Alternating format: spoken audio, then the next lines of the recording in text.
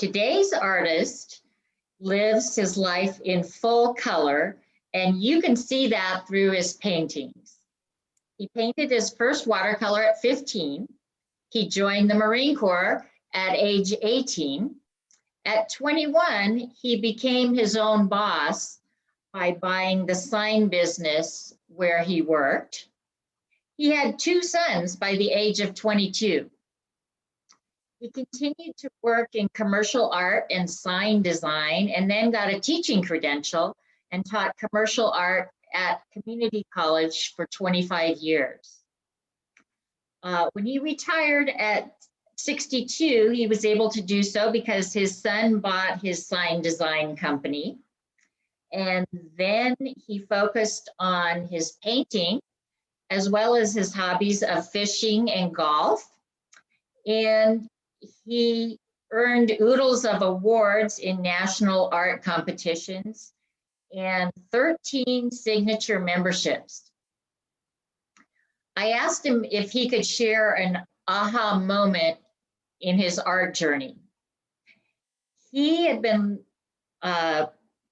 has been largely a traditional realist in his approach to watercolor, but once during a particularly difficult painting, he realized he was building shapes based on value change. He tried converting every value to a hard-edged shape. Think puzzle pieces, people, each a slightly different color value from the other. It's an impressionistic approach, breaking down forms into pieces and then painting those pieces. He loves the energy and movement portrayed by painting hard-edged shapes. After being a commercial artist, a designer, and an instructor for years, he now says the best part of all of this is, I don't need to paint to live. I live to paint. Welcome, everybody. Let's welcome Charles Henry Rouse, also known to his friends as Chuck. Chuck, take it away. This is all new, not only to me, I'm sure to a lot of people. But I find it fascinating because, again, it's another part of all of this. I mean, something we never thought we'd have to do. We never, in fact, not too long ago, we didn't even know Zoom existed. And so it's a novel approach, and I'm sure it'll grow on all of us. We may end up never having to go to a classroom and to deal with students again. But anyway, regarding my work, as Michelle said, I've had a lot of background in what I do. I've been involved in art ever since I was a little kid. So it's been my life, all my life, and at one level or another. And I've been doing this particular painting watercolors for a very long time. And it's a love. There's no doubt about it. I think you have to love it. You either love it or hate it.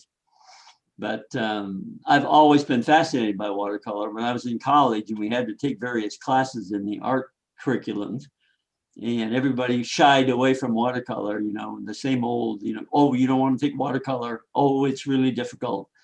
I think that's probably what drew me to it, because it seemed to be difficult and it was a challenge. I think it's still a challenge. I'm still learning.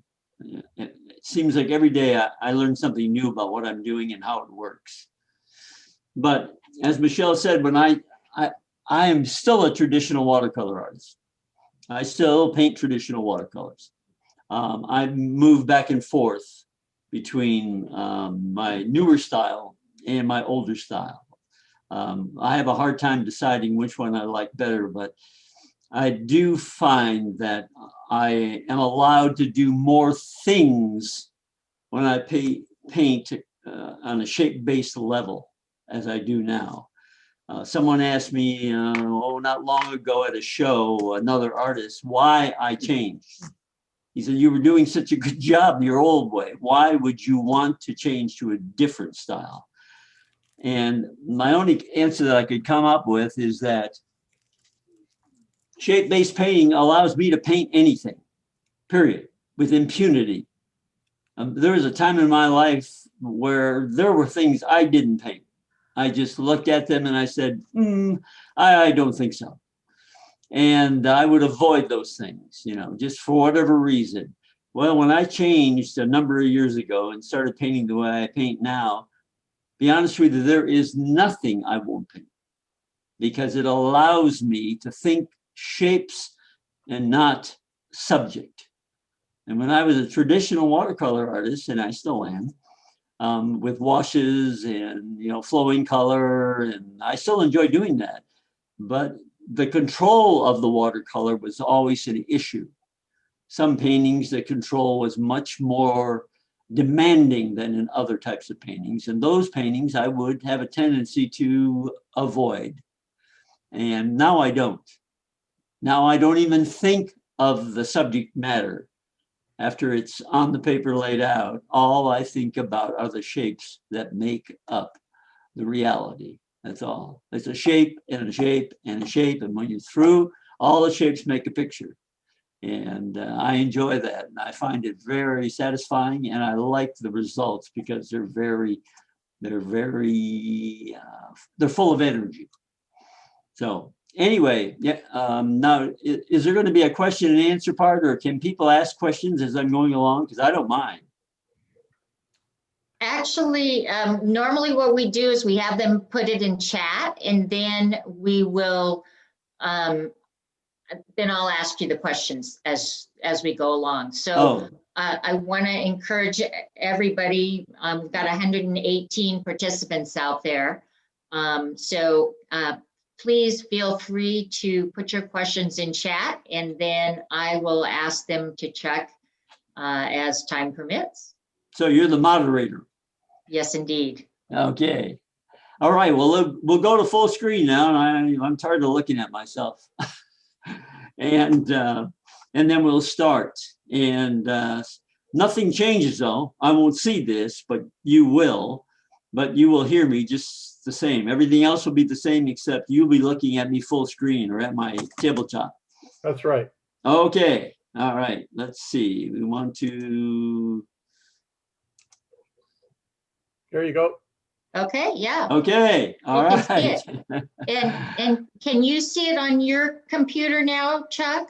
I see it in the corner. I don't see it full screen. Am I supposed to see? You should be able to change the setting on your computer if you'd like to be able to see it on full screen. Okay. Top right corner, click view. Top right corner. Click view, and then click speaker view. View and okay. Okay. Oh wow. Technology, I love it. Now you're a pro. You're a pro, Chuck. Okay, really quick before we get involved in actually doing anything, I just want to make a couple of comments about the process and about a few of the problem areas that I find with most students. And you say there's a lot of people out there listening to me right now.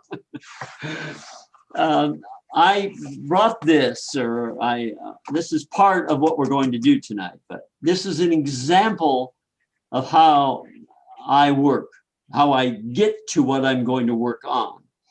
This is what I call a catch-all photograph. I spend all my time when I travel taking pictures. I have no time to sketch or do anything else or keep a journal. I spend all my time with the big camera taking pictures of whatever I think would be potential watercolor. But this is one of those pictures where many times at wide angle, I just take big pictures of everything around me. And then later I hunt and peck in those pictures and look for watercolors. And a lot of times people say, well, I take pictures all the time. You know, I deal with students, they take pictures and they want to paint the whole picture. And they get a lot of picture, but they don't get a lot of interest. But this is an example of how I would work. This square in the middle here is the picture. After searching this out and deciding on numerous other areas, this is the picture. And that's what I will paint. So when I narrow the field and I crop in on that, and most of my work is based on computer. I come from a design background and a computer background. So I work entirely in the computer. I don't carry pencils. I don't sketch. I don't do value roughs. These are all the things I used to do when I was a designer, and now I don't. I depend upon the computer as a tool to do all the things I used to have to do the old-fashioned way. So I can do anything I want with the computer. And for me, it's the easiest way and the most accurate way to get what I want. I'm sure I'm not alone in this. I'm sure there are many artists out there who do the same thing.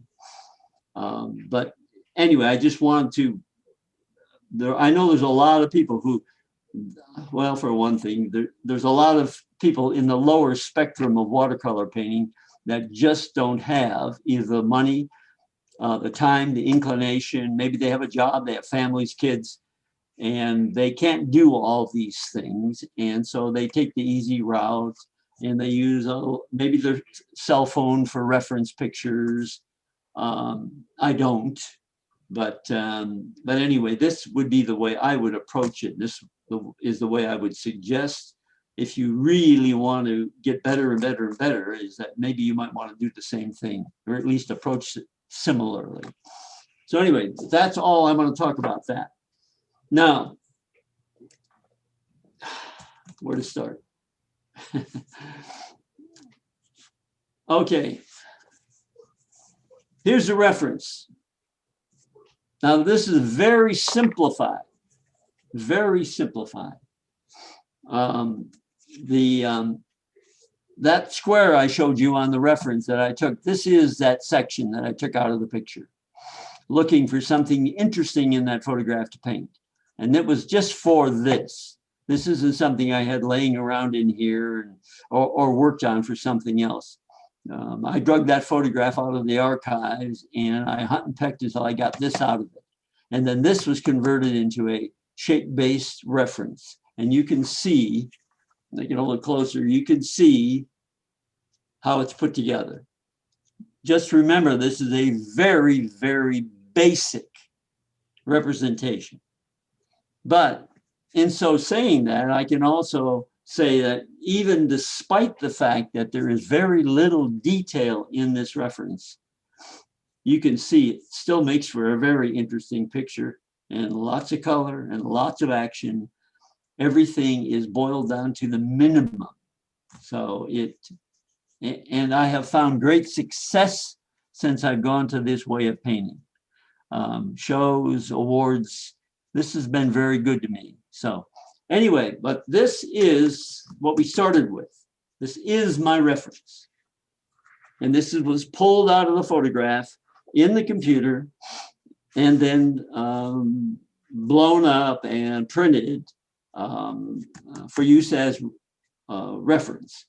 Now I have a lot of equipment. I have a big printer. I print my own giclées. So this is an advantage that a lot of people don't have. They have desktop printers or they're working directly off a photograph. And I know I did that. I can remember those days. Well, now it's not that way anymore. So what we're going to do, this is what we want to do. This is what we want to paint. This is the end result. Now, I don't have a lot of time. Go on. Did you run any particular filters on that to simplify it to what you have now from what you started with? There's two ways I approach that. One is the computer has the capability of posterizing art.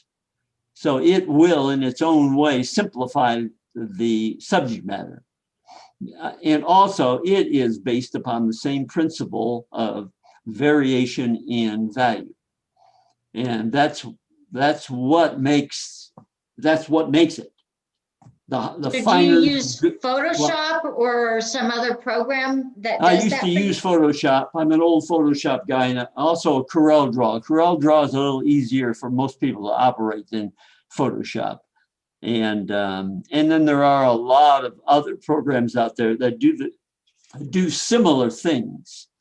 Many of my crossover paintings that are kind of a combination of traditional and shape, I do by hand. I do my own, I wish I had a large photo.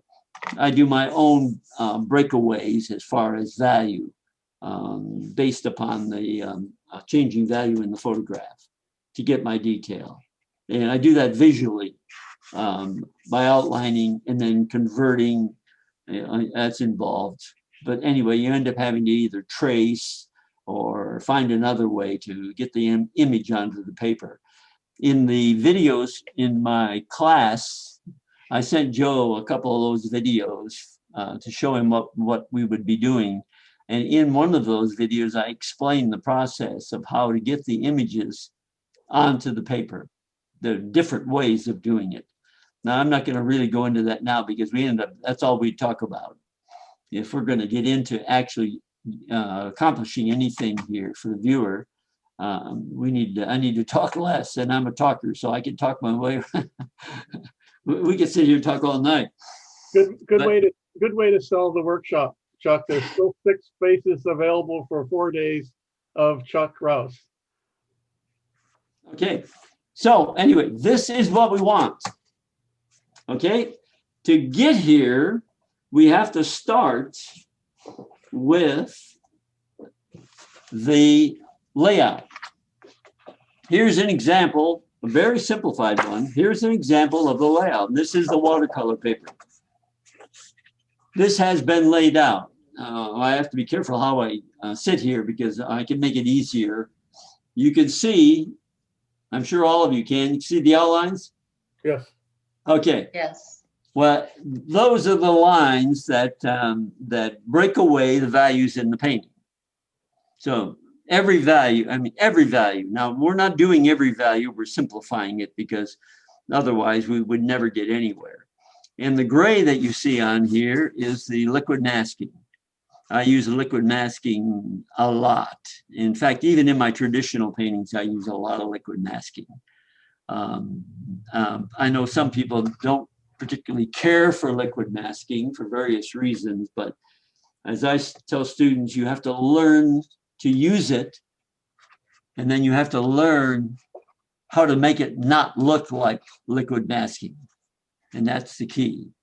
Some people just use liquid masking for the sake of breaking away a light area and then leave it. It's very mechanical looking, but there are many ways to fake your way through that and make it look like it belongs there.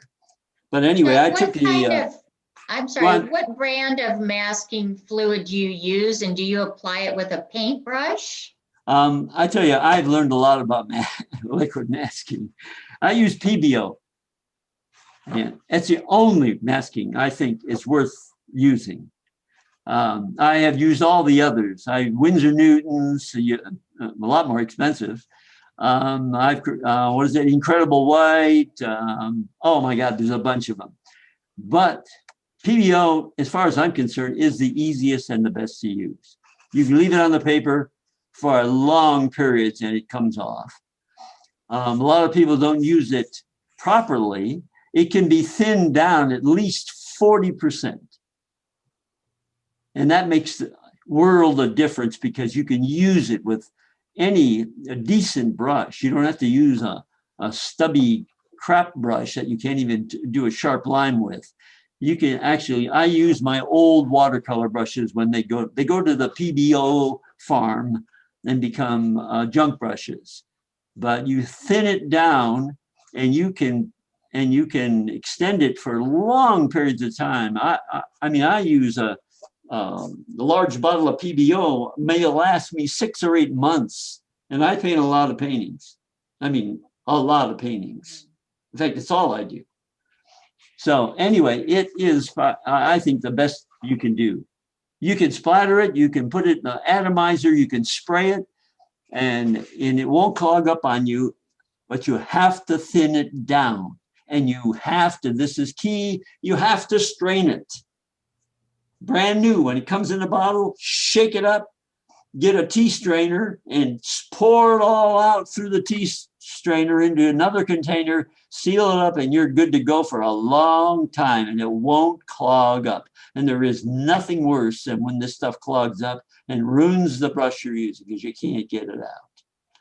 So anyway, So follow you me thin on it that. down, you thin it down with water. Yep, that's all you do. Just Okay. I would say if you put in 2 ounces of PBO into a container, you could put probably nearly an ounce of water with it to thin it down. You may think it's too thin. All you have to do is just try it out in the corner of the painting, let it dry, put some watercolor over the top of it and see if it works. Trust me, it'll work. And what type of paper do you normally use? Arches 140, almost nothing else, unless it's Arches 300. And you use rough or cold press? Rough, always rough. When you use rough, you get the advantage of texture. You can do a lot of texturing, dry brush texture, all kinds of stuff. And you can do really, really fine lines. People say, well, you can't do fine work with rough paper. You can do, I do all my paintings. I used to paint nothing but on 300 pound, period. In fact, I just went back to it. I just started a painting, a traditional painting this time on 300 pound. The advantages of 300 pound are the thickness of the paper, how it holds the water, and the softness of the washes. You can get soft washes on 300 pound that you can't get on 140 because 140 is thinner, dries quicker. The wash doesn't have time to settle into the paper. And that's my take on it. So good. I like it when you ask me questions because it really triggers a lot of stuff. Okay, here's another one. Yeah. Do you dip your paintbrush into watered down dish soap before putting it in the masking fluid? Well, you know what I do? I keep, I wish I had it here in front of me. I don't. I keep a little, I guess you call it a little Tupperware container. It's about 3 by 4 inches. You snap lid so it seals. Mm-hmm. And in that little container, it's about 1.5 inches deep. I put half the container, I put a sponge. The other half of the container, I put part of a bar of soap. And then there's enough room in there. And then I put the PBO in those little hot sauce containers you get at the restaurant. The little tiny ones, you can buy them. You can buy them like 200 of them for $5 or something at Smart and Final. But and then I just put the little container full of PBO in the box and put the lid on it and keep it all sealed in there. And when I use it, I'll dip my brush in water and then in a little bit of soap and then rinse it out and dip it in the PBO and use the PBO. But, you know, I'm not sure it makes any difference because I forget to put it in the soap many times and it still works fine. You probably have problems with your brush getting all clogged up. Do you happen to have that container handy to show us? Yeah, I do. Awesome.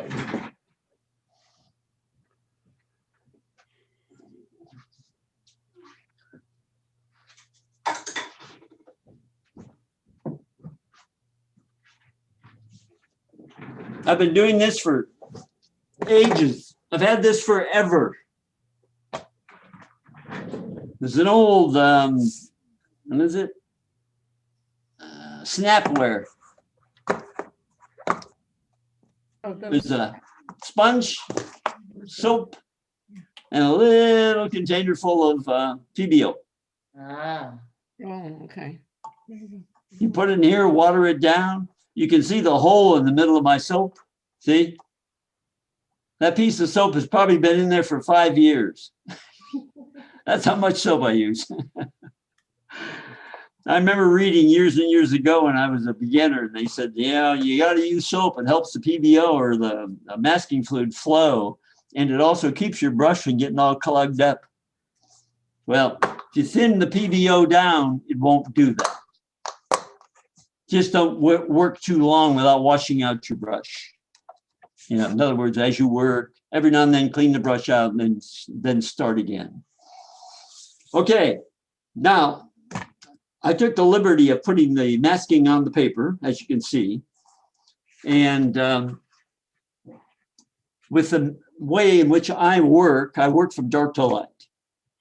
I do all the dark colors first, and then I work my way towards the light colors. Now that is not the way I normally work. When I used to be a traditional watercolor artist, I used to do all my light areas first, my skies, I always thought that if I screwed up the wash in the sky, then I could throw the paper away. But now I paint all of the darks first, and then I save all the lights till the end, and work my way in that direction. I find that by doing that, it forms up the painting quicker. In other words, all the darks in there really give you a sense of depth of field and value. And to me, a painting without value is like no painting at all. The one thing that makes a painting really stand out in the gallery is value. And many beginners and intermediate painters are afraid of the paint. They're afraid to really get in there and get down and dirty, and they hold back. I can't count the number of times people ask me, what do I need to do to make my paintings better? I said, you only need to do one thing, use more paint, and would make a world of difference. But so anyway, here's where we started. This is the paper. This is my first. I did this just before we started the Zoom thing. I was playing around.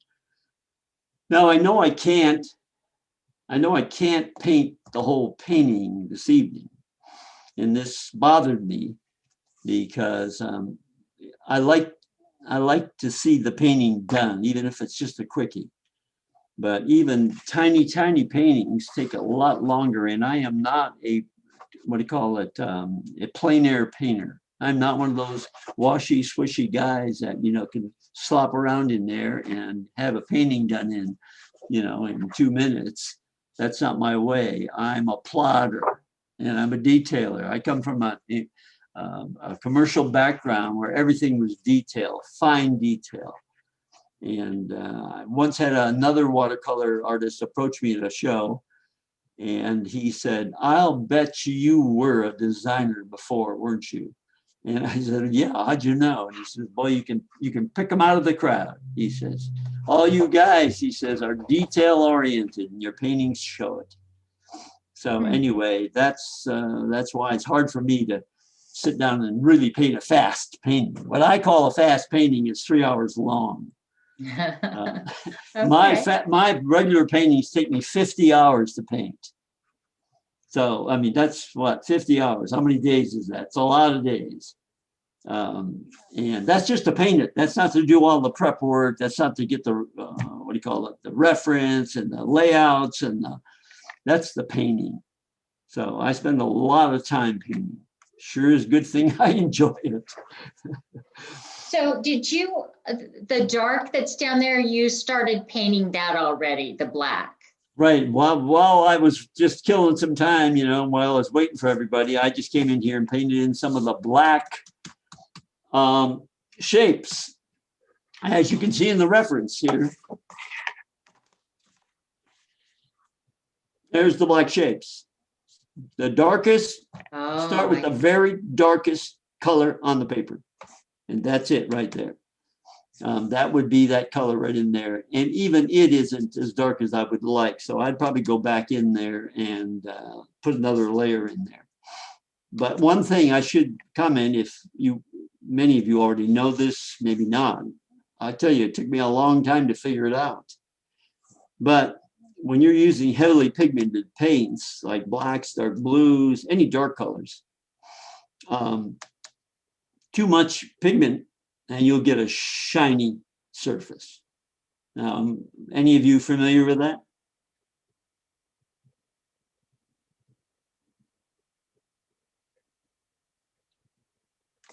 Anybody listening? Yeah, I hear you. We're all on mute. No, they're listening, but their audio is turned off, so there won't be background noise. All right, good. Now I know that. Then I won't expect a return. But if you put too much pigment on the paper, the surface will get shiny. And it is very, very disconcerting. And I never realized it until one day it happened to me when I was doing a very intensely dark painting. And I thought I was finished with the painting until I set it down and walked away from it and then got to it at a different angle. And I couldn't understand what that intensely black piece of stuff on the paper was. It's like I spilled something on it. And it dawned on me that there was too much pigment on the paper and it turns glossy and then it becomes very, very, well, you can see the difference between the black.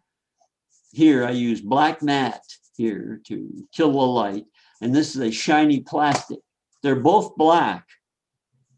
And if you, well, the lighting is a problem here, but what happens is it gets blacker when it's shiny. Well, we'll hold the questions for a bit because I think we're eager to let you start painting. Okay. So anyway, that's why I say you gotta, if you're doing a lot of dark color, you really have to be careful. I always pace myself and I always say to myself as I'm doing it, be careful here because you're getting dark. And then if you do go too dark, that means you have to go in and blot it all back up and start over again so that you have paper. Otherwise, the paper is full of pigment. I always say it's like a barrel you fill up with something. And as you fill the barrel, you're filling the paper. And at a certain point, it goes shiny on you. And the only way you can get rid of it is take the pigment back down as far as you can and start over again. Yeah, sounds like a lot of work. It is. Okay, well, anyway, so thinking about the problem as far as doing something in a situation like this and getting very much done, I thought the best way I could do this, and this is basically all of the blacks that are in here that I put in so far. There's one more thing that reads black, and that's this, whatever this thing is. I thought it was the front of the boat. It's the back of the boat that this guy is standing on. I thought it was the bowsprit thing sticking out, but it's not. The boat's going the other way. Took me for a while to figure that one out. But anyway, so this is the only other piece of black in the painting. Now, if it's a painting with a lot of dark detail, you can imagine when you get this on the paper early, the darks, boy, you've got a painting early. You get results really early. And with me, that's always a plus because I hate to drag my feet. I like to see something happening. And oh, and by the way, paints, I don't know what the rest of you use, but when I was introduced to this, it's all I use. I use Cheap Joe's American Journey paints. I can remember John Solomon turned me on to those. And I said, you really use that stuff? I thought it was crap. And he says, for the money, you can't beat it. That's all I use. All my paints are American Journey paints. And nice the black color there, is that a mixed black or that's just a black pigment? This is, I'm trying to remember if it's ivory black or lamp black. Okay. Be honest with you, I can't tell the difference. I mean, I've put lamp black on paper and I've put what do you call it? And they all look the same. I mean, I can't tell any difference between the two blacks. And usually I augment the black anyway, put blue in it. Sometimes I use purple in it to shift the black from maybe a cool black to a warm black or vice versa. And but the black that comes out of the tubes, it really isn't that black. I mean, it looks black on the white paper, but you can certainly get blacker stuff than that. Okay, that's it. That's all the black. Now I would go to the next darkest color. Now in here, as you can see, it's pretty difficult. It's pretty difficult to see the difference in the blacks and the dark blues. But if you look really closely, you can see that this is really dark right here and down in here. Then we see a little bit more value up here. So in many ways, it's a guess by golly, but it doesn't matter. Students are always so concerned. What about that? Just do it. I mean, who's going to know the difference? Nobody is going to know what this is. I always tell students, you worry about how it looks. I says, who's going to know? I mean, you're the only one in the world that's going to see the reference. So why would you be so concerned about whether that black is a number 8 black or a number 10 black or a 9.5 when you're the only person that's going to ever know that after you're done painting, you tear up the reference and you throw it away and we're finished. That was a hard lesson to learn when I was younger, is the fact that I was, like trying to make colors work exactly, and when it was totally unnecessary. So, okay, now we're going to go to some dark blues. Again, I'm going to go in here into this area here. Use a little black again. I use a lot of black. And when I was young, I stayed away from black. They used to say, can't use black. If you need a black, you make the black. There is no real black. Well, they may be right. But anyway, so I'm only going to get so far here before I do the next thing to make us think that we're making progress. So I'll put a few of these in here and then we will move on to the next step. And this, what I'm going to do is the only way I could think that I could show you the progress and get something done. And so is this just watered down black, or you mixed another color in? Or that's a combination black and turquoise with a little green thrown in just for good measure. In this area. I see something in here now, it looks bluer. That's the lighting problem in the room. Is what you're seeing now. What I'm seeing on my monitor is probably not what you're seeing on your monitor. Because yeah, they're all a little different. Yeah, they're all a little different. And when all of us were on the screen a little while ago, there were 2 monitors or 2 pictures on the screen that were the same. And Michelle's, yours was probably the most colorful, most legitimate color of all of them. Why that is, I don't know. What kind of a camera are you using on your computer? It's just on my laptop. Oh, well, see, you just don't know then, because there's all kinds of ways to adjust your monitor. Go in and there's programs for setting the color, getting the right color. And even then, it's still never the same. Color is always a pain, especially when what size brush do you have? This one here is a 4. I seldom use anything other than a 3, a 4, and a 5. Good to know. Seldom. Occasionally, I will use I'll get really brave and use a 6. Woo. But, I mean, when I paint, a large area, sure, I'll go in with a 2-inch flat or a large number 36 round or something, but that's very, very unusual for me to do that. Most all of my paintings have a lot of detail, and I stay in that 3, 4. I buy 2 brushes, I never use them. I don't know how many of those I have. I remember I saw John Solomon in a demo once, and he was saying that his wish is that when he died, that he thought heaven would be where you'd go and you would paint a painting that never, ever ended, and you never used anything but a number 3 brush. And I said, oh, okay. Because as we all know, when you look at John's paintings, he does a lot of small little stuff in there. And let's see. Okay. Now I can vary. Now what I'm painting, what I'm seeing here on the screen is there's a world of difference.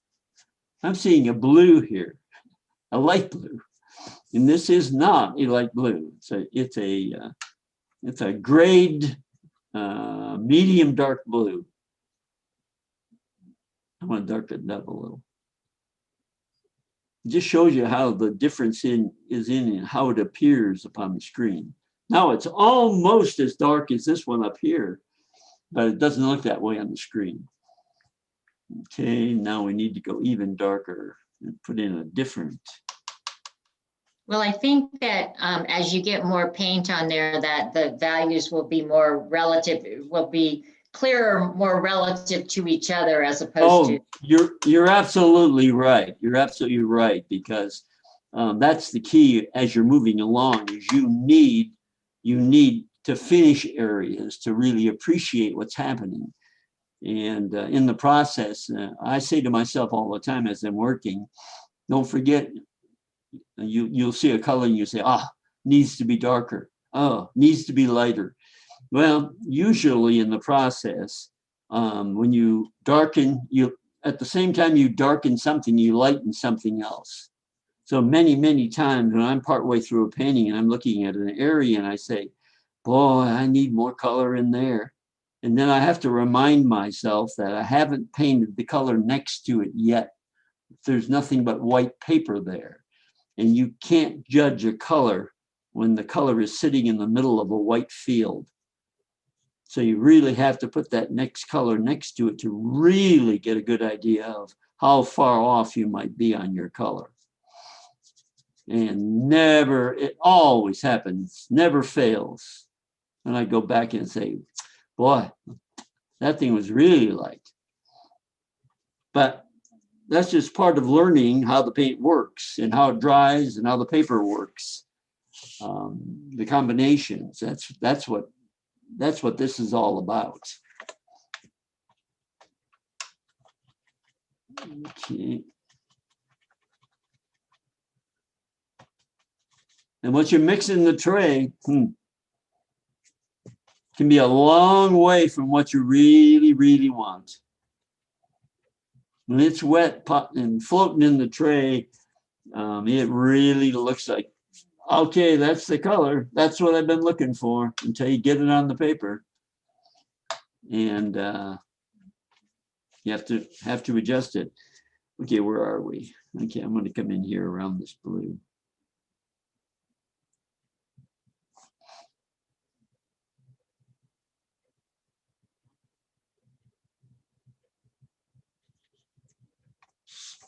In fact, in most of the cases working like this,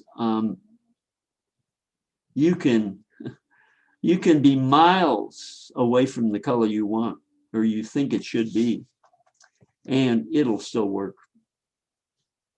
It'll just work on a different level.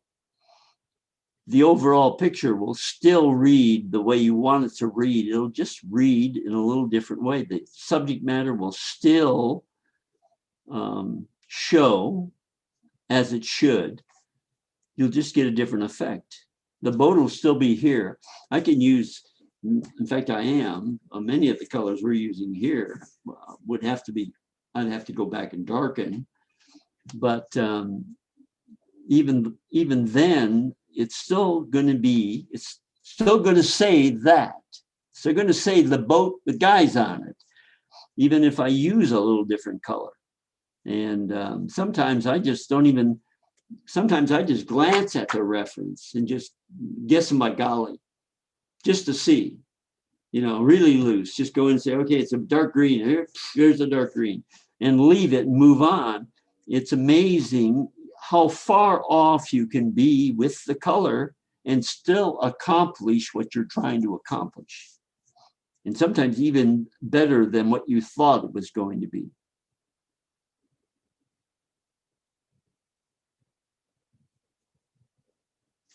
So you can see as I'm doing this, I'm putting together, I'm building this shape here. I'm building this now. It may look way too light for you, and it does for me on the screen, but on my paper in real time, it isn't that extreme, the colors. So you have to trust me.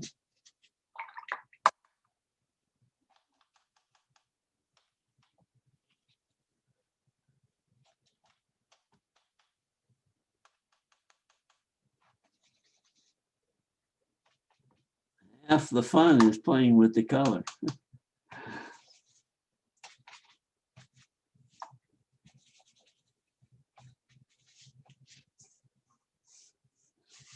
Okay, how do we have that? We have a gray.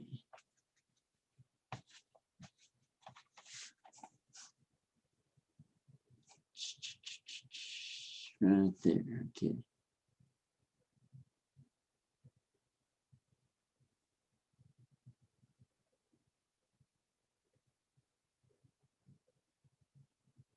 And you can see I don't have to worry about the washes. My comments in the beginning, I said that I find myself capable of painting anything at all, and not even think about it, not even think about the difficulty of the painting. It can be a city scene with trucks and cars and people and buildings and trees and bushes. And in the old days, I would have probably said, nope, I'm not going there. Not anymore. Because I'm not thinking, I'm not, one. Each area that you paint, Chuck, is, it's not running into the next area. Is that right? Or it is a little bit? No, it's not. No, okay. I don't want it to. Okay, that's what I wondered. Thanks. Yeah, no, I want it to be a distinct shape and color. By the time you finish with all the values, it ends up looking like a wash drawing because the values move or flow together, even though they don't actually integrate themselves into each other. That's just because of the changing value. And that's what also adds a lot of energy to the shape. Now, I could paint this boat traditionally here with blacks and dark browns and throw in some blues and then dump in some water and move it around and let it flow like normally you would do in a watercolor or a lot of watercolors to get this effect, the same feel with these lights and darks. Well, when I do it over here this way, when I get through, I don't have this soft flowing washy watercolor effect like you normally expect in a watercolor. I have this kind of broken variegated wash that visually has a lot more happening in it than that. The ones that just flow together, the water is a good example.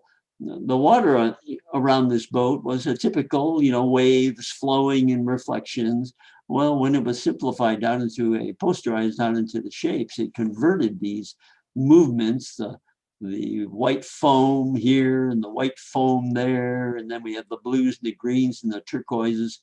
But when you put them all on the paper, as we have here, it looks like what it's supposed to look like. It doesn't look like pieces of something that don't fit together. And it always comes together in the end. It always seems to work. I mean, no matter what I do, even when I deliberately try to change the outlook or the outcome and see what I get, it always seems to come back to what I want, and which gives me the subject matter that I'm looking for. Especially when you do faces, wow. I know a lot of people, I just hate to do faces. I would say I spent the first third of my watercolor career avoiding any face. I used to tell the students, don't you ever attempt to paint a face unless you really know what you're doing, because if you make one tiny little mistake, they'll look like cretins. And the viewer, even the viewer that knows as little as possible about anatomy and faces can see a mistake in the face. Just a tiny mistake, they can see it. You can see that the eye doesn't seem to sit in the right spot or anyway, but I don't feel that way anymore. Now I like to paint faces. In fact, I enjoy painting faces. Now, see, I darken those up now. You can see how now I probably won't put any more in there, but I'm still getting this drifting color over here. Is it the same as this? No, I don't even care. The colors are dark, the colors are similar, but it's the effect at the end is what I'm concerned with. How is it going to look when it all comes together?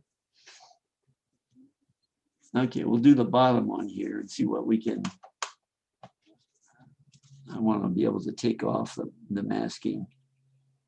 This is a bluish color. If you're wondering how this boat, this is the underside of the boat right here. This is the rear end of the boat going away, and it's tilted over on its side, the sails. And what we're seeing the bottom of the boat. It's tilted away from us. That's why they're all hanging on like they are. And this is really crude. What we're doing is really, really crude when you really stop to think about it. The values and the shapes. Okay, now I'm going to continue painting, but not here. This is what I'm going to do. Just a quick question here. When you reach your hand up, we can't see the top of the of that, and so we were wondering what you were reaching towards.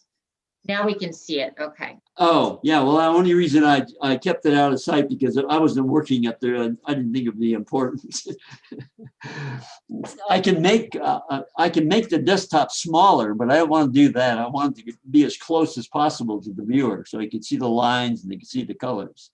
No, this is good. This is great. Okay. Now, this is your first step.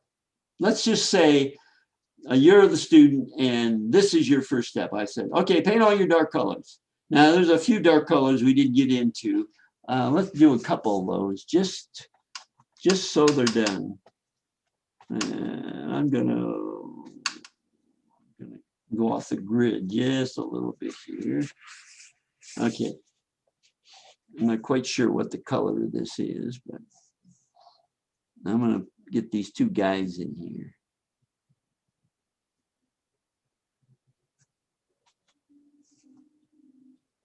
Just so we get the darks done in here. So when I go to the next step,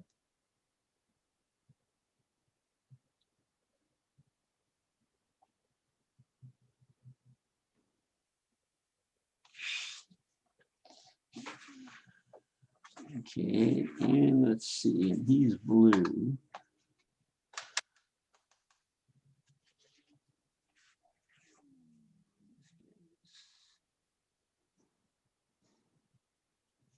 I'm not being very careful. This is about time. It's not about. Okay. But that's even better.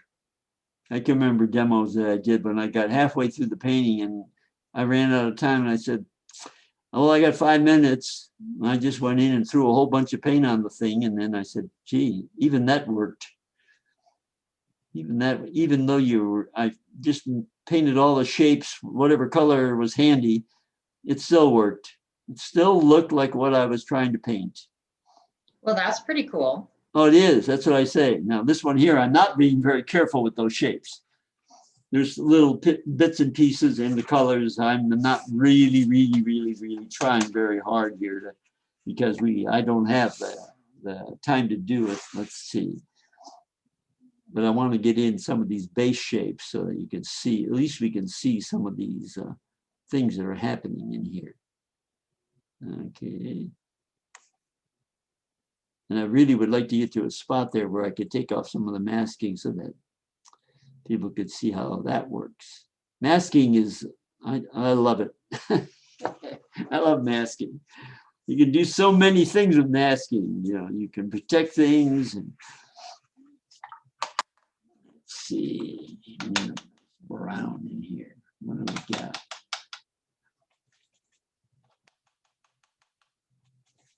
There we go. So is the whole sail masked, or is it just the edges of it you masked?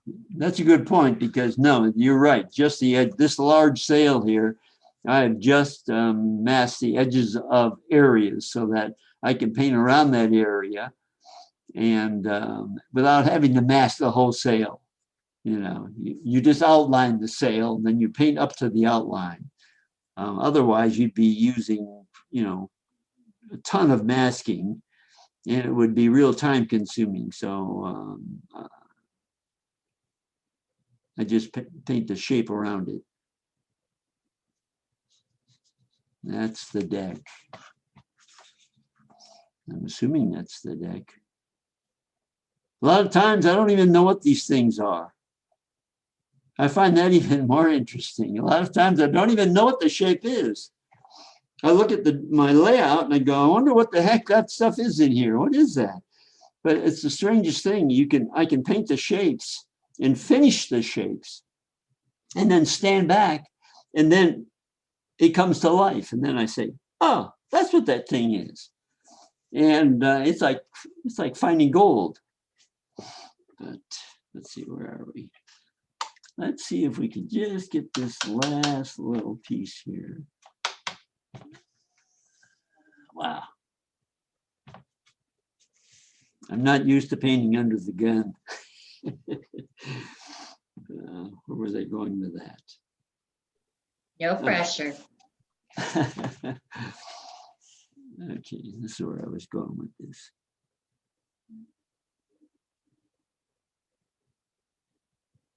This is a semi-dark. I consider it still in the dark vein, but it's not real dark. And because it got so much water in it, it's going to dry pretty light.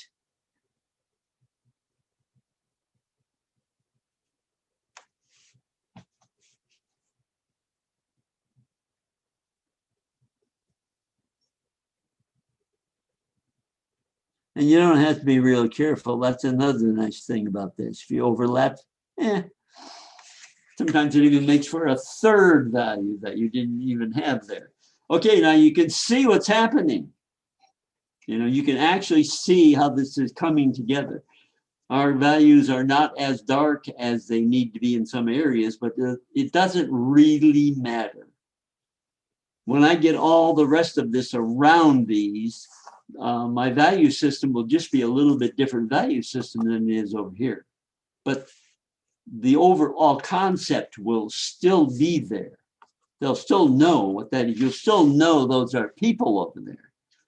Okay, at that point, I'm going to not stop, but I'm going to change horses so that we get this. All right, we're at this step right here.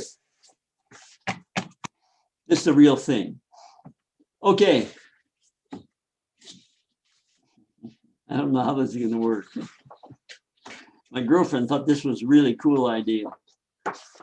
All right. There's where we are, right there, right? Really close. Not exactly. Idea, though. Yeah. Okay, there's where we're at. Now, at this point right here, this is a print of the watercolor at that stage. Here's the masking. And this is not real watercolor paper. This is just a print. Okay, well, that's where now after this, as we move along, and I will move along on the real one, because I know we can't get all the direction we want to get. This would be where we go next. So you can see how after finishing all the darks, and these are all the darks, there aren't any more darks. There's some semi-darks up in here in the background, but nothing as dark as these in the foreground. This is the strength right here. This is what makes the painting work, because we're looking past these guys into the distance. All right, well, anyway, so we got that one. Now, here's where we go next. We start putting in the next darkest colors around the darkest colors, and that's the water. So now we move in here and we start painting in the water. We haven't pulled any masking off of this. The masking is still in place. You don't take any masking off until you get everything painted around the masking, everything. And then when it's all finished, you pull the masking in, you start working on the value back towards the brights. So this is our next move right here. And as we build this foreground, then, and we have the sails and everything up here, which are light. There's our reference. So this is where we're going to this. So as we move through this step by step, now we're looking at, when did I start? 7:30? Yes. All right. We got about an hour into this, a little less. So on that basis, this simple little painting, and this is really simple. I think there's only like 85 pieces in this. 85. You'd say, oh, 85. Wow, I could paint 3 or 4 a minute. No, you can't. No, you wish you could, but you can't. Anyway, so this is where we go next. And you can see how we're creeping through here with the colors. And he is, of course, he is going to stay masked probably for the entire painting. That right there, his shoulder, that will probably leave the mask there until we're through with the entire painting. But we have now this massive dark here, and we've moved into this section. So now all we have to do is continue this blue-green around here and then work into the background. And the background is an area into itself. You notice we haven't moved any of this color here or even any mixtures of this color into the background. That's an entirely different area. It's a different feel. It's a different value system. You can see how it's kind of a smoky kind of, well, it's a distance. And that's what it is. It's muted. So we have nothing up here that we could put back there that would work. And we don't care. So we just ignore that. As far as we're concerned, our painting is only this. And that's a separate painting back there. It's a whole separate reality back there that we'll worry about later. So as we move in that direction, we creep up on this. Now, water is finished.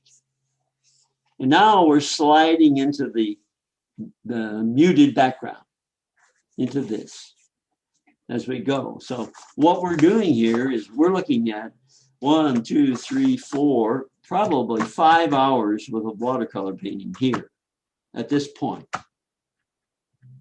And this simple painting. So you can imagine when this painting turns into a full sheet painting, how many hours it would take to get from point A to point B. And that's only after you have spent 3 or 4 hours laying out the paper with a pencil.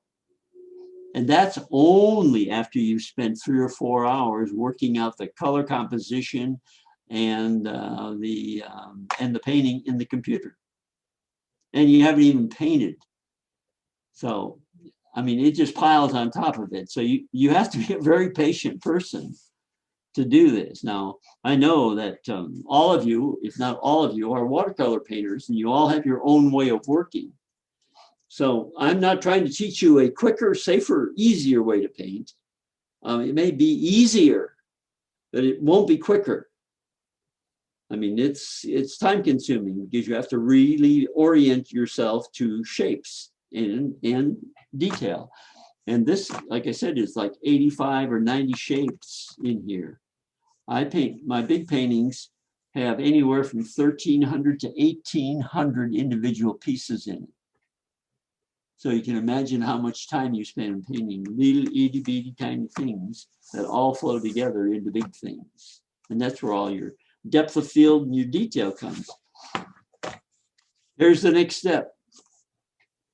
This is where we went to from that beginning. So we have gone 6 steps to here. So I think when I did this, I did it for us, obviously. I think I did it, and every hour to hour and a half, I stopped and photographed it, and then continued on and photographed it again. And we have yet 7, 8, 9, 10. We have 4 more moves from there to the end. And here's where we started. So this is how far we've gone. Beginning and end here. Now, well, that isn't the picture, but so that gives everyone a sense of how we built the image, how we built the painting. Now I can continue to paint just for the sake of seeing how that part of it's done, but I'm not going to finish the painting while we sit here. Yeah, so probably this is a good point to open it up to some. I'm sure that people have some questions. This is probably a good point right here before we go further to take a few questions as to what we've done and where we're going. Chuck? Yeah. What do you do after you remove the masking fluid? How do you soften the edges or whatever you do? See, the nice thing about this is there's no softening of edges. This is not, I mentioned earlier, if you know how to use masking fluid, you can use it and it won't look like you've used it because you integrate it into the painting. And it takes some time. Well, with this, there is no integrating it. In this, when you take the masking, I can do that one because I think it's dry enough. My rubber. And don't use anything but this. You can rub it off with your fingers. You can rub it off with masking tape. Take masking tape off a roll, put the sticky side out. You can use masking tape to pull off the masking. Rubber cement pickup is the only really good way to do it. It takes everything off and it's quick and it's easy. Now, this is dry enough so I can come in here and take off that accent. Oh, there it is right there. And when you remove the masking, of course, that leaves it wide open. I love to take the masking off the paper at the end, and you reveal all the whites. Just like here, at step 6, I finally got all this around him, and I said to myself, okay, let's take off the masking. Well, this is what you leave. You've got this, here's the masking in place, and you peel it off, you get that nice white paper there. And then you go, okay, oh man. And now I've got what, 2 or 3 values I can put on top of his shirt there to make him look more real. And that's the easiest part of the whole painting, because you just mix up some blue that you think might work. And you want a nice bright blue. Let's use a nice, nice cobalt. And just go in here.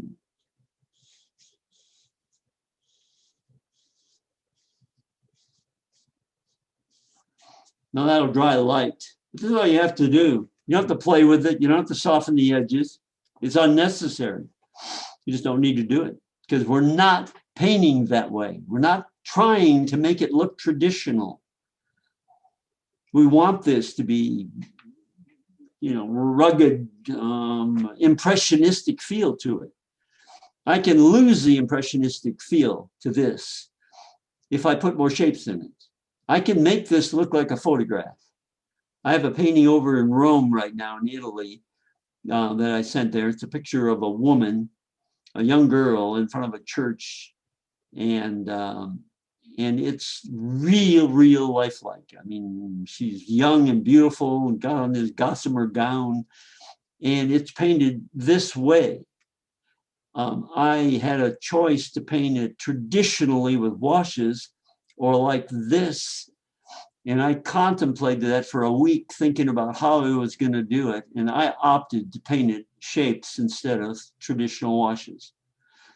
And there are just a myriad of values and value changes in it, in her skin, on her face and her hair. And I just liked the effect better that way. And it had life to it. It wasn't that soft, oozy kind of color. It came across that way when you stood at viewing distance of 4 or 5 feet. But there was a lot of action in the actual surface of the painting because of the various pieces that I had to put to make it look that way. Now, this one, I'm not even trying. This one, we want to retain that really rugged kind of, I mean, they're out there splashing around. And that's kind of the feel I wanted to capture. So this really worked out well as a simplistic painting.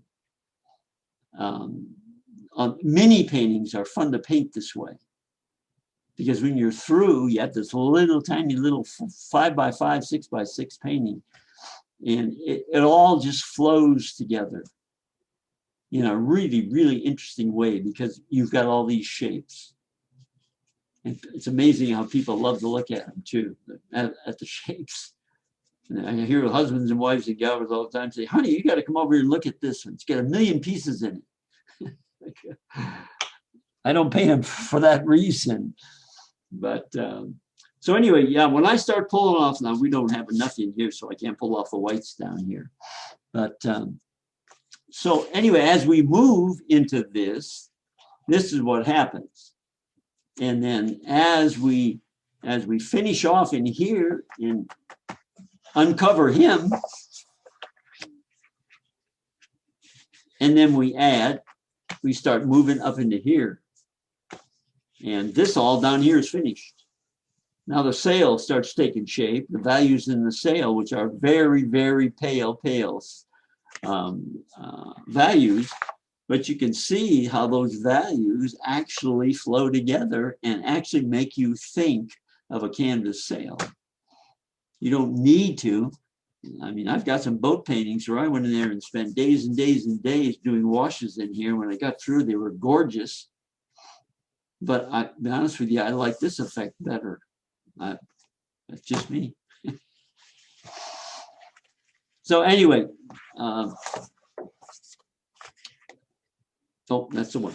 So anyway, that's what I ended up doing here to get through this process, because you can see how we would never have gotten from here. Well, we may have gotten eventually into here, but we would have never gotten into here. But I'll take this home and finish it and then save it and give it to somebody for a Christmas gift, and they'll be thrilled to death. And it's certainly not one of my wonder pieces, but it doesn't take much to make people happy.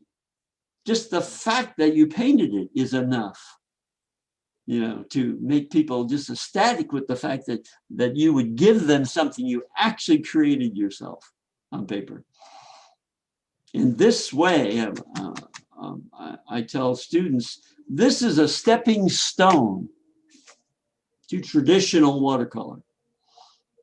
If I had been aware of this kind of an approach back when I started painting watercolors when I was a kid, it would have changed my whole idea about where I was going and how I was going to get there. Now it seems like I'm going backwards.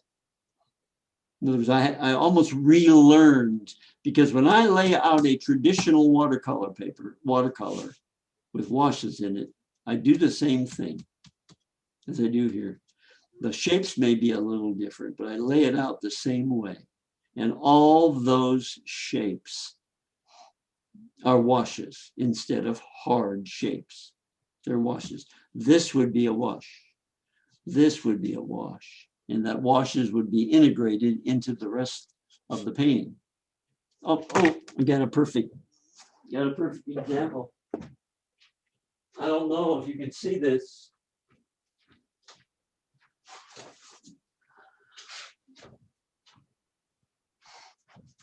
You see part of it. Oops. Our camera's not big enough and not far enough away from it. Can you see that? Oh, yeah. Wow. That's a traditional watercolor. That's a traditional wash watercolor. Okay. And everything in there is a wash, but everything in there is a shape. I laid this out as shapes. Every one of these values you see in here, every one of those subtle values was a shape, and I drew it in there. And when I painted the painting, I tailored my washes to the shapes. So the only difference between doing it this way and doing it this way is that instead of tailoring these shapes to blend into the shape next to it, I allowed the shapes to stay hard-edged. And you can see how the effect of the finished painting, there's the finished painting. This is what we would have ended up with if I'd have painted the whole painting here in class tonight. That's the finished painting. So it has a different feel to it, just a different look and feel to it than if you were using traditional washes. Right, exactly. And the more detail, the more shape. So this background back here ends up being softer and softer and softer because there's more and more breaks in the value. So the value spreads itself and gets softer. Same with the sails, and but not that soft. Would never get that soft. But from a viewing distance, it appears to be almost like this. But there's a certain amount of energy in that surface because of the shapes that just changes the way you see it. Now this one is about maybe, I don't know, probably a third of the way through. I've been working on it for just my granddaughter and her baby. So my great-great-grandson and my granddaughter. And I don't do these things ordinarily. And I always tell people, don't paint family. But I had these photographs, and when I saw them, I said to myself, this, I have to paint this, you know, and it's a pain. It's a lot of work, you know. I'm doing something I don't ordinarily do because I'd rather do the other. But anyway, it is the same process. And if this were a lot of detail in here, if this were boat rigging, I would be doing the same thing I'm doing on the one we're working on, except that I would be working with a lot more shapes to get that effect. And the further you get away from it, the more it looks like this. Of course, it'll never be that. But so you don't really design those shapes. You have the computer does that for you. Well, when you use the computer does what you do by eye. The computer goes in and reads the value and then makes a shape based on every value it finds. And if you crank it up to a really, really high level, it'll find millions of shapes. Of course, you can't paint it. But so you have to, you know, pick a level that makes you happy. Well, when you're doing it by eye, it's a different process because now it's visual. Now the computer just reads value. And if it sees a 2 value next to a 2.6 value, there's a break. There's where the 2 values break. Well, with your eye, you can't see that. You can see a vague change in, where do I have it? I don't have it. How's that? Even the original, I don't see. Yeah, when you look at a photograph, your eye sees the change in value, but there's a disparity between one color and the next color that is kind of a shift So you could pick you know, a vague section. You could say, oh yeah, well, it stops here. You know, it goes from black to gray. Well, where does it become gray and where does it end being black? Mhm. Well, visually, you have to pick a spot. And that would be the what do you call it? The middle ground of the value change. And the computer, it doesn't. Computer goes in and it sees black down to wherever black changes by 10% and becomes another shape. And then another 10% becomes another shape. But you don't see that. You see change in value, but you don't see it that way. So when you do it, you get a different kind of shape value effect. It still works the same way. But when I do it, I'm actually working at trying to get a value change soft. These I'm not. These I'm not trying at all. I want every one of those shapes to be a shape. And I want them to just kind of slide together and make whatever that is. Trying to think of what else I have here that would. So here's a question for Yep. you. Would you increase the size of the shape or create less shapes if you wanted a background to fade to create distance? No, what you would change is the value of the color. You wouldn't change the shape. In this one here, this background, you wouldn't change any of the shapes. All you'd change is the value of the color. So let's just pick a value. In here, what we're using down in here, we're using 9s, 8s, 7s, 6s, 5s, 5.5, 6.5, 6.5. When you get back in here, these start falling into the 3.5s, 4.5s. So the value system changes, and that's what gives you a depth of field. It's not the size of the shapes. Now, if you make bigger shapes, you'd have less detail. But why would you want that? If you eliminated enough detail, you wouldn't have anything. Then the viewer would have nothing to build a reality on. It's like in here.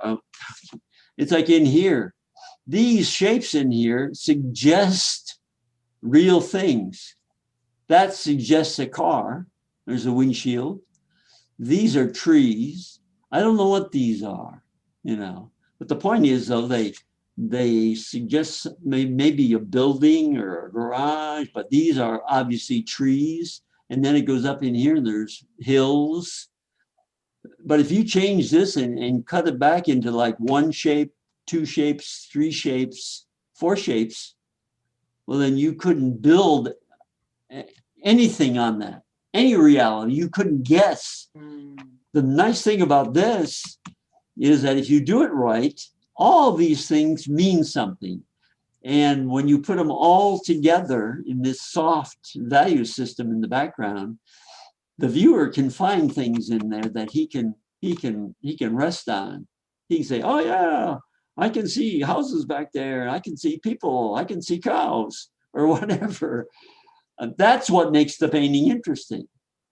If the viewer can find things in the painting, he's fascinated by the fact that the way it's made, it actually is real. There's real things in it. But the value is what gives you the depth of field, not the size of the shapes. And if you don't have any depth of field, you have a really weak painting. When you don't have depth of field, you don't go into the painting, you rest on top of the painting.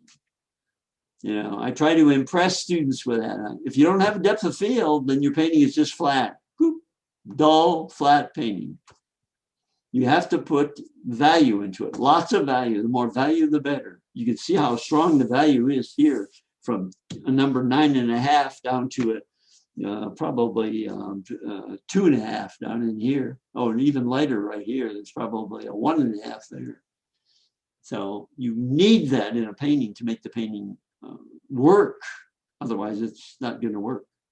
and you will never, ever, you'll never acquire what you're looking for. And we're all looking for the same thing. We're looking for recognition. And I can remember, being told, hey, more color. I had instructors in school that were really good. And they really pounded it into us about value and highlights and what makes things work and composition. If you don't have decent composition, they won't work either. So,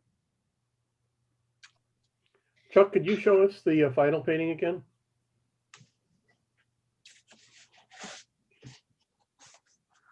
there's final painting.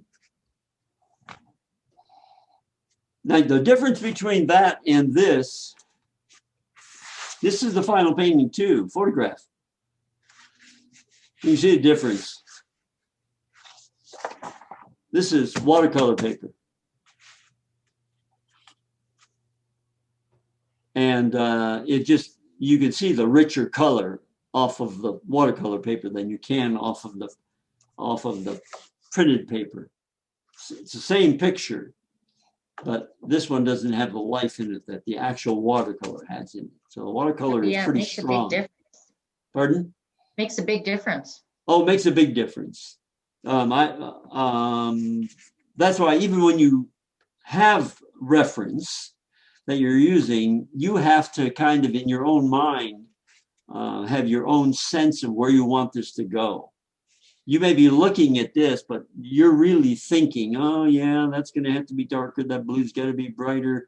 So you're in your mind, you are adjusting this as you paint it to suit yourself, to suit your own needs as far as color and value for the finish. And this is a very, very simple painting, but this is a cute painting.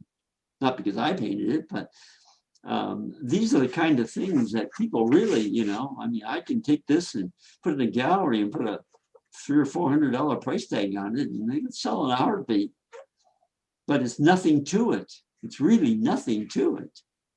And I paint these, and even I say, wow, that's really cool. I really like that. I'll spend weeks painting a painting, and I'll sometimes not even like them as much as I like these because they're quick and they're right to the point. They remind me of one of those French Impressionist painting that you see in the old days, where they break the color up. But anyway, you can get more color in a print. There's the. I guess we already looked at that. Let's say here's a number. That's a photograph. Now that's not bad. But again, what I'm seeing and what you're seeing is two different things. I'm still seeing this as a stronger image than this. But for whatever reason, the inks that were used to print this come across differently with the lighting, because in my studio, this right here really looks a lot like this one up here, but it doesn't here in the lighting. Mm-hmm. So this lighting really doesn't do this justice. If I end up doing a lot more of this, I'll probably rebuild or change my studio around. Right now it's makeshift. This is an area I don't paint in this area. I have another area where I do all my painting. And I would literally put in a Zoom studio. That's when you get color coordinated colors, lights, special lights, and better cameras so that you get to more realistic color and more real. But for our purpose, it works fine. For this. Can we see your palette? Yeah. Right there. Okay, and could you just go around and kind of tell us what the different colors are that you like to use? This is I found these a number of years ago. I have a bunch of them. I keep like half a dozen of these with different colors in them. And when I started new painting, I just go back into the old dried out paint and check, and look at my colors and say, I think I'll go with this palette. And I just take an air spray gun, or what do you call it? Spray bottle. And I just go in and spray all the colors and put the lid back on, let it set for 2 days, and we're back to normal. The colors all soften back up again. And I just use the same. But the nice thing about this, two nice things about this, has lots of bays. Bays are all open face. They're all open into the center. They're not little pools. You know how a lot of these trays are like closed off on this side and they're little puddles and you fill them with paint and then they get full of water. Well, these are open. So when you mix your color in there, you just pull the color right out into the tray and work with it. And then when you're through with the painting at the end, or whenever you want to clean your palette, you just take this palette and set it up on something at an angle like that, and take a spray bottle, and just squirt, and it'll all run down, and then you just mop it up with a paper towel, and then you do it again and do it again. And before you know it, these are all clean, but they're still there, but you've washed away all that stuff you mixed in there, when you moved color around, and then you're back to almost complete normal. And on the outside, I mark my tray with an indelible marker. And to remind me, because I hate to admit it, but my memory isn't what it used to be. And a lot of times I'll look at a color when I'm in there painting and I go, God, where's my cerulean? Where's my purple? Well, I've got it all listed on the front of the, this is a web palette. It costs about $15, but I'll tell you what, I love them. I used to use a refrigerator tray. That's how I learned in the old days. And they said, oh, all you need is a refrigerator tray and a couple tubes of paint and you're ready to go. And so I noticed you use a lot of bright colors in your paintings. Yep, I love them. And they seem to work really well together. Is that just, can you attribute that to anything in particular, your thought process in choosing the colors? I like color. My paintings, if you're familiar with my paintings are all strong color. Yes. I like a lot of richness I like a lot of value, and I like a lot of color. I mean, I don't like wishy-washy paintings. And I'll paint a wishy-washy painting because it has to be, because that's, the subject matter is wishy-washy, but I like color. I like to use color. I like paintings that stand out, paintings that talk to you. And I find more enjoyment in it because I can use color. And that's what we've got. We've got these tubes of just gorgeous color that we can just. But again, as I said earlier, when we first started, the majority of students that I deal with are afraid of color. They're afraid of the paint. Well, I have to wonder, do you ever get lots of strong color on there and then say to yourself, well, that just isn't working?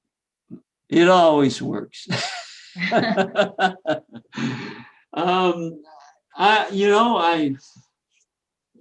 can't say I've ever been there. When I paint a painting, I pretty much what I want. I know where I'm going and what I want. And when I'm done, I'm usually pretty happy. I seldom am unhappy with the painting. I may have thrown away maybe 2 paintings in my entire life, but that's nothing. I mean, I guess when you get used to it, early on, I used a lot of color and it just stayed with me.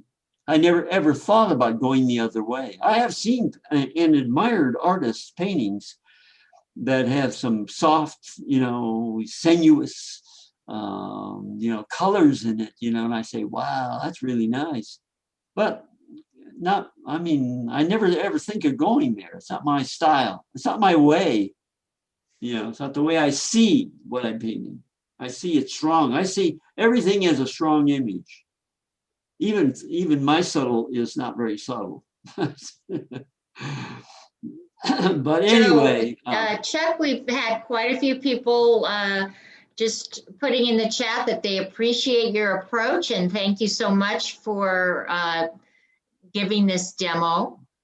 And then somebody wonders, do you use just transparent colors? Absolutely. I am a transparent watercolor artist, period. So Okay. I never ever used anything but watercolor. Never. I wouldn't touch it with a 10-foot pole. I never used gouache. I never used acrylics. Now I do paint in acrylics, or I have been. I don't anymore. I used to paint in acrylics, but that's a whole different ballgame. I mean, that'd be a different discussion. But watercolors, I am a transparent watercolor artist. I know there's not a whole lot of us, and there aren't very many transparent shows left. But to me, it's all about the color. I mean, that's what watercolor is about. It's the transparency that makes watercolor what it is. The white paper and the transparent pigment is what sings. And I guess on that basis, that's why I use a lot of color, because I just like to see how it works on white paper, because nothing else works like watercolor, transparent watercolor. Nothing else has that transparency that allows the white of the paper to generate the life of the color from the paper. Nothing else. Oil, I mean, acrylics, none of those do that. It's only transparent watercolor. Allows the paper to work with the color. And that's what gives you that transparent effect. That's so beautiful. When it works, nothing works better. Period. Kind of one way, aren't I? Okay, well, we're wrapping up here. You've showed us a lot of interesting techniques tonight that are definitely different than other artists that we've seen and worth learning. And we do still have 6 slots available for your workshop next month. So I'd like to remind people that they can still get in on that if they'd like to. Right. Well, one last thing I'll mention, and Joe and I talked about this, and he mentioned it in the intro, is that if you take a class from me, I provide everything. I provide the art, I provide the watercolor paper, the layouts, and the reference for the paintings that we do. We all do the same painting. I do it, you do it, she does it. And then you can see how it works, how everybody sees it differently. All the paintings will be different, but they will all be the same. And I'm really looking forward to that, to seeing the likeness and the difference. Because it works like a charm. It works like a charm. And that's brilliant to have everybody using the same paper and going from there. It's so much easier because people bring all sorts of things to class when you have a live class, you know, like, whoa, what is this? Oh, I had this laying around my studio. I thought I'd come and paint on it. We all paint on the same thing, you know, so, I mean, we get similar results, not the same results, but very similar. So a lot of fun. Look forward to it. Okay. Are there any other questions? Anybody want to unmute their mic and ask a question out loud? That'd be fine too. Sure. Somebody's asking Can you in describe chat. the colors you use in painting? What was that? Can you describe all the colors that you used in this painting? Oh, in this little painting that I'm working on. As I said earlier, I work off. The blues are so. Yeah, I work off almost always the same colors in my palette. I seldom change color, only under a special occasion. In my palette, we have. I always have Payne's Gray, Cobalt Blue, Ultramarine Blue. What do you call it? Cad Red, Phthalo Blue, Turquoise, Cerulean Blue. Now that's the blues. There are a lot of other blues. I seldom ever use other blues. You can make just about any blue you want from those. Yellows, I use cad yellows, lemon yellow, and I always use yellow ochre. every palette has to have yellow ochre in it. Black, sepia, always. I mean, those are constant. Purple is a great mixer. You can put purple in everything. You can make grays with purple. One of my favorite new colors is, I love it. I never used it, is, what do you call it? Quinacridone Red. Ah, what a beautiful color. It's a red, but it's a pink. But it's an orange. I don't know what it is, but I love it. And I always have some greens, but very few. I don't like green. Green's not one of my colors. I seldom use green if I can avoid it. But I do have things like sap green, which is a soft green. Sepia, I already said that, sepia. And let's see, what do we miss? Oh, an orange, cat orange, always. And then I may have a few empty areas that I might just put in for a specific painting, maybe a color that is dominant in the painting. Maybe it's a red orange, or maybe it's I don't know, some oddball color that I don't ordinarily use. It's a shame because over the years with competition, I've got gobs of paints I never use. You know, I mean, tubes. I got hundreds and hundreds and hundreds of tubes of paint, and I use the same paints over and over and over and over. I seldom ever change. Funny, that's what other artists have said too. Michelle, Yes. if you want to spotlight my screen, I'll show a painting of Chuck's that is kind of an extension of this technique that is just, it's really beautiful and kind of shows the technique, but also shows the possibility of color and where you could go. Oh, is this the one with the crowd and people? Yeah. I just came across this one, Chuck, and it's just amazing. That painting was, that was a simplification. What did I do? I just lost the picture. Oh, I just, well, Joe's got it Oh, there it spotlighted is. here. That painting is from the Caribbean. My granddaughter and I took a vacation together, and that was a rainy day, and we were heading back to the ship. And I stopped. I had my camera. I took a bunch of pictures of these people scrambling with towels over them. And when I converted, or when I turned this into a shape-based painting, I went as far as I could to the simplification and turned basic shapes into, that's all we got here. We've got basic shapes. We have no real realism. But this painting was a huge success. In fact, I sold the painting at the show. And I always feel bad about selling paintings. It's like losing one of my kids. Well, it's one of those paintings where I'm sure if you walked into a gallery and it's like the painting you had in our 50th national show. It's one of those paintings where if you see it from across the room, you could clearly see that it's a Caribbean scene. You could see the umbrellas, and you're drawn to it because of the color. And as you walk closer to it, you realize that it is shape-based, and there's a lot of great shapes and abstract shapes in there, and it's truly amazing how you also get the same effect if you squint at it. But I love I had to get up and take a few steps back to see what you were saying, Joe, and you're absolutely right. Yeah. This is one of those ones in a gallery that would blow you away as you're seeing it from across the room, and you approach it and you're going, wow, that's pretty amazing. And yeah, this was a really fun painting. It really was. It was purely an experiment. Yeah, well, it's wonderful. Yeah, thank you.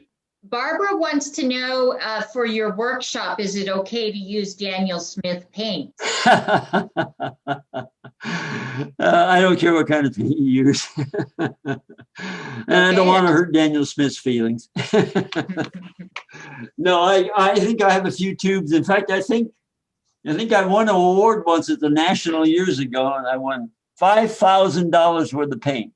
Oh, gosh. I won 3 crates of paint, boxes of paint. They look like suitcases, Daniel Smith colors, and there's, I think, 300 or 400 different colors. I could Wow. never figure out how you could possibly have a need for more than a dozen or 24 colors in your life. You know, Daniel Smith's got colors you never even heard of, colors made with stone, colors that scintillate, colors that look like metal. I just can't even imagine painting a watercolor with anything like that. It's so foreign to me. But anyway, no, you can use any kind of paint you want. I don't care. Don't be silly. Okay. Chuck, in your Uh, final paintings, do your pencil marks show? You know what? If I have pencil, most people don't care. Most people, in fact, some artists actually think that pencil lines in a watercolor are important, like they're part of the process. I don't. But when I use pencil, after my watercolor is finished, I go in and erase wherever I can. I erase the pencil marks. And that's my feeling. I don't want pencil marks in my paint. You know that little painting right there? That's kind of cute. I'm looking at the semi-finished. Reminds me of the one we were just looking at of the Caribbean. Same idea. But anyway, anything? Did you use masking Caribbean painting? Oh yeah, lots of it. Yeah, I use a lot of masking. If I have any doubts whatsoever, I mask it. I never take a chance. I say, why not? That's why they make the stuff.